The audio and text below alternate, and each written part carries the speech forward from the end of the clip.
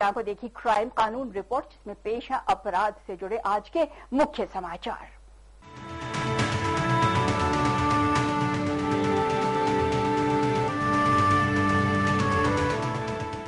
आंखों देखी क्राइम कानून रिपोर्ट की शुरुआत आज उस खबर से, जिसमें एक व्यक्ति ने दुश्मनी में अपनी पड़ोसन के मासूम बेटे की हत्या कर दी है, ये कहना है पुलिस का।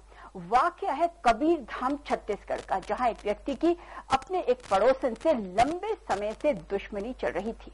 इसी बीच उस व्यक्ति ने अपनी पड़ोसन से बदला लेने के लिए एक खतरनाक चाल चली। उस व्यक्ति ने पहले तो अपनी पड़ोसन के मासूम बच्चे को दबोच लिया और फिर उसकी हत्या कर दी। पुलिस की गिरफ्त में आए इन लोगों पर आरोप है अपने पड़ोस के ही सूरज नाम के एक मासूम बच्चे की हत्या करने का। पुलिस के मुताबिक इन लोगों ने पुरानी रंजिश के चलते इस वारदात को अंजाम दिया था।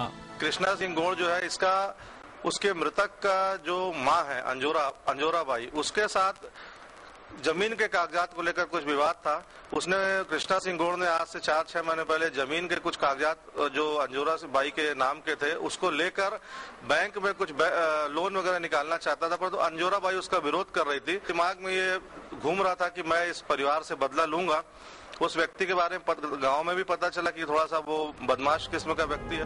गौरतलब है कि कुछ समय पहले कबीर धाम के पंडरीखार गांव में सोते समय सूरज नाम के एक मासूम की धारदार हथियार से गला काटकर हत्या कर दी गई थी। इस मामले की जानकारी मिलने के बाद पुलिस ने जांच शुरू कर दी, लेकिन इसी बीच उसे एक अज्ञात फोन आया, जिसमें सूरज की हत्या गाँव के ही प्यारेलाल गौड़ नाम के एक व्यक्ति द्वारा करने की बात कही गई थी।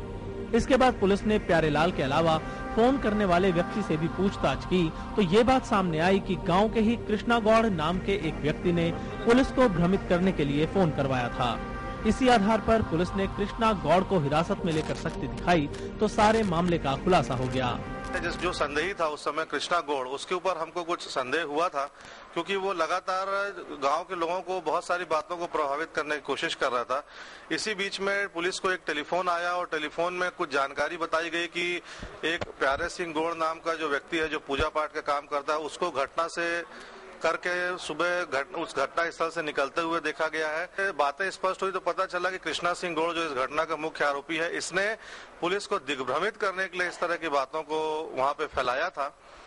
जब टेलीफोन आया और टेलीफोन के आधार पर जब इसमें पूछताछ प्रारंभ हुई, मुखबिर भी लगाए गए और कुछ सूचनाएं भी एकत्रित की गई, तो ऐसा आदमी उसमें पता चला जिस आदमी ने पुलिस को फोन करके ये बताया था। जब उस आदमी से पूछताछ हुई तो उस आदमी ने बताया कि कृष्णा सिंह गौड़ जो इसका घटना का मुख्य आरोपी, उसने ऐसा कहने को मुझे कहा था। आरोपियों को उनके किए की क्या सजा मिलेगी, ये तो समय ही बताएगा। बहरहाल इस घटना के बाद इलाके के लोग सन्न हैं। आंखों देखी के लिए कबीर धाम से कमल शर्मा।